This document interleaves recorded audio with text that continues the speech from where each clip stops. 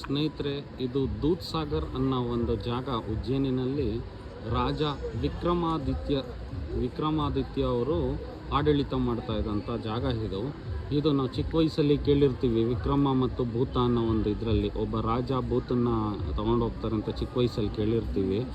ಅದ್ರದ್ದು ಅವರ ಊರು ಇದು ಮಹಾರಾಜ ವಿಕ್ರಮಾದಿತ್ಯ ಅಂತ. ಇವರ ಒಂದು ಆಡಳಿತದಲ್ಲಿ ಯಾರ್ಯಾರು ಇದ್ದರೂ ಅವ್ರದ್ದು ಒಂದು ಶಿಲುಬೆ ಮಾಡಿ ಹಾಕಿದ್ದಾರೆ. ಇವರು ಒಂದು ತುಂಬ ಶಿಪ್ನಾಯಕ್ ಅಂತ. ಅದಾದಮೇಲೆ ಇವರು ಘಾಟ್ಪುರ್ ಅಂತ. ನೆಕ್ಸ್ಟ್ ಅದಾದಮೇಲೆ ಅರುಚಿ ಅಂತ.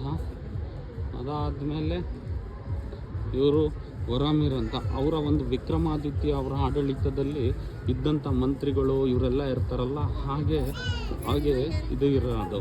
ಇವರು ಗೊತ್ತು ಕಾಳಿದಾಸ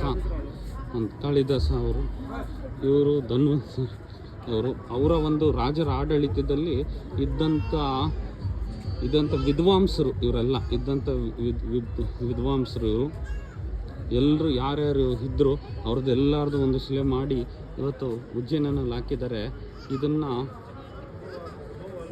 ದೂದ್ ಸಾಗರ್ ಘಾಟ್ ಅಂತ ಕರೀತಾರೆ.